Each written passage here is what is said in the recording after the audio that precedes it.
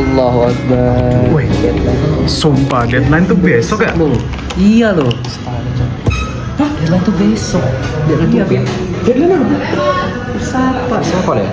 Iya, besok loh. Gila banget. Jadi kita mau ngambil materi apa? Kayaknya nggak bakal sempit gak sih? Bisa. Sempat harusnya sempat. Kalau kita nggak nunda-nunda. Betul. Kira-kira apa ya topik yang bakal cocok buat ini? Gimana kalau kita cari di AI aja? Lebih gampang tuh. Ngomong soalnya, ngapa kita ngambil itu aja? Ngambil topik tentang AI. Bener juga. Gimana? Setuju. Kamu juga? Apalagi itu lagi masuk banget kan sama zaman sekarang. Iya. Orang AI semua, coy. Betul sih. Setuju banget. Iya sih. Ya, mungkin itu bakal jadi materi yang cocok buat kita. Yaudah, kita langsung laksanakan saja. Langsung ya. Gas. Cari dulu materinya. 3.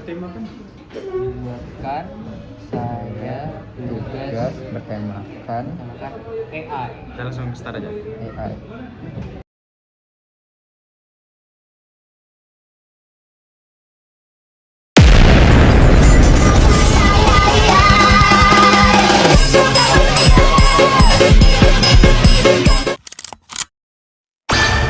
Kalian tahu nggak sih, pada tahun 2025, sekarang ini banyak sekali mahasiswa yang menggunakan AI. AI ini digunakan untuk membantu mahasiswa kedokteran gigi untuk belajar. Nah, ada beberapa contoh konkret yang dapat kita tunjukkan pada video kali ini. Yang pertama, itu adalah AI pada mahasiswa kedokteran gigi digunakan untuk memberikan contoh radiografi. Yang pada hal ini, radiografi ini membantu mahasiswa untuk mengetahui bagaimana struktur tulang, struktur karies yang akan membantu mahasiswa dalam belajar.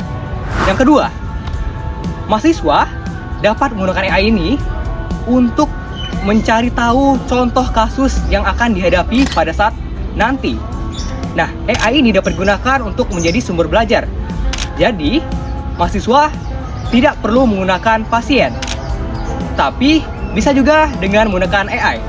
Tapi perlu diingat, AI ini digunakan sebagai pembantu, bukan sebagai pengganti seluruhnya.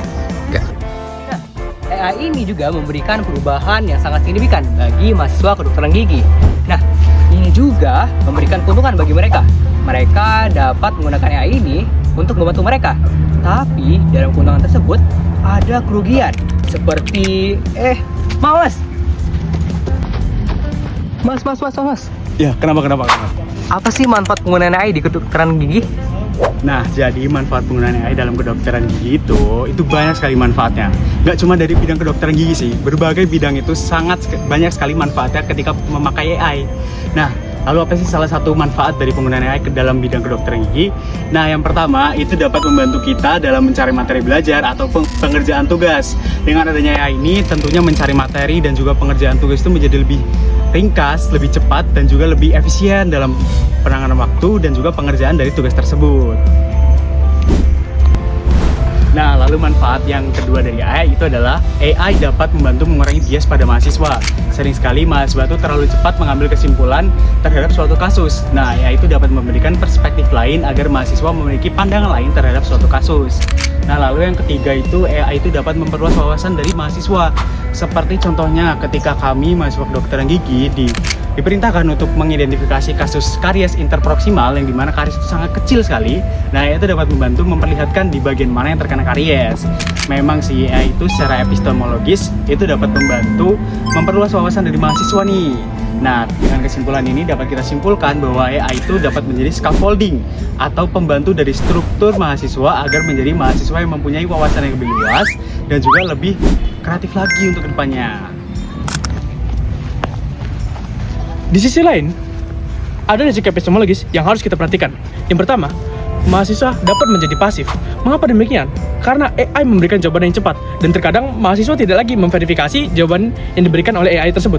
Contohnya, saat mahasiswa tersebut diberikan tugas yang cukup sulit, dan di mana dia menggunakan AI untuk mencari jawabannya. Namun terkadang ada beberapa mahasiswa yang tidak lagi mencari kepastian dari jawaban tersebut, dan hal itulah yang terkadang membuat mahasiswa menjadi berpikir secara pasif. Kedua, mahasiswa menjadi tergantung pada AI. Mahasiswa yang akhirnya tergantung kepada AI akhirnya tidak akan bisa percaya diri terhadap jawabannya sendiri. Nah, padahal pada saat praktik klinis nanti, dokter gigi diwajibkan membuat jawabannya sendiri tanpa harus menggunakan AI. Ketiga, AI tidak selalu benar. AI menggunakan program yang terkadang berbeda-beda. Nah, jika kita menggunakan program yang berbeda dengan jawaban yang kita inginkan, terkadang AI akan memberikan jawaban yang kurang tepat. Dan jika kita tidak memastikan sumbernya, maka kita bisa tersesat dan bahkan salah terhadap jawaban kita sendiri.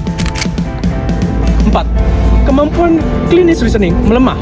Menjadi dokter gigi bukan hanya dapat menemukan masalah dengan tepat, tetapi menghubungkan gejala dan mempertimbangkan konteks pasien dengan tepat. Jika mahasiswa hanya merekomendasikan AI, maka kemampuan ini tidak akan pernah berkembang dan dia akan stuck di situ-situ aja dan mungkin tidak akan pernah bisa lulus. Mengapa epistemologi penting dalam penggunaan AI? Nah, epistemologi adalah sebuah cabang ilmu filsafat yang mempelajari dan membahas tentang cara kita atau seseorang dapat mengetahui sesuatu.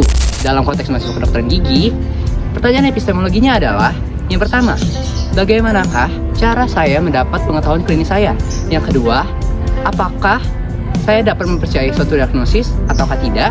Yang ketiga, itu adalah apakah hasil dari AI itu merupakan suatu kebenaran atau fakta, ataukah hanya sebuah pendapat dari sekelompok orang ataupun beberapa kelompok saja. Yang keempat atau yang terakhir, itu adalah bagaimanakah cara saya dapat menilai validitas hasil dari AI itu sendiri.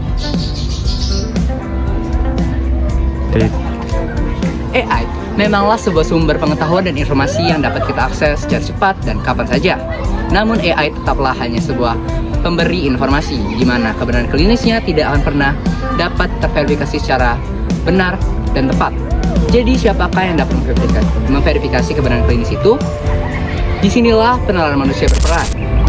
Di mana penalaran manusia berperan dalam konteks ini adalah penalaran mahasiswa kedokteran gigi.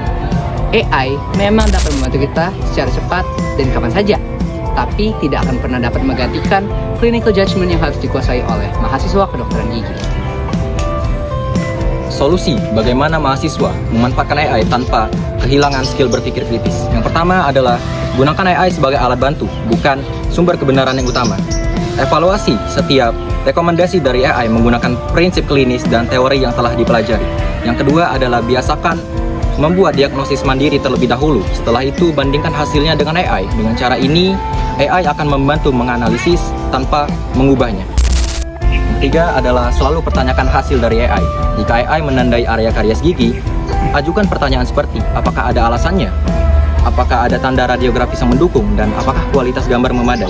Yang keempat adalah libatkan dosen atau supervisor dalam diskusi mengenai perbedaan interpretasi.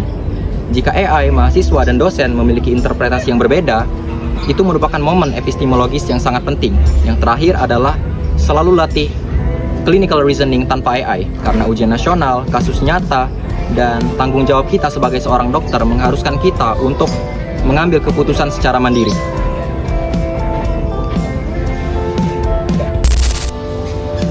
Jadi kesimpulannya, AI dalam pendidikan kedokteran gigi bukanlah sebuah ancaman maupun penyelamat yang mutlak. AI dapat mempertajam pembahasan mahasiswa, Tetapi juga berpotensi melemahkannya jika digunakan tanpa kesadaran epistemologis. Kuncinya bukan pada penggunaan teknologinya, namun dari bagaimana cara kita menggunakannya dan menerapkannya. Terima kasih telah menonton video ini. Semoga dari video ini dapat menjadi garis start buat kita untuk lebih siap dalam dunia pendidikan dokter gigi berbasis AI.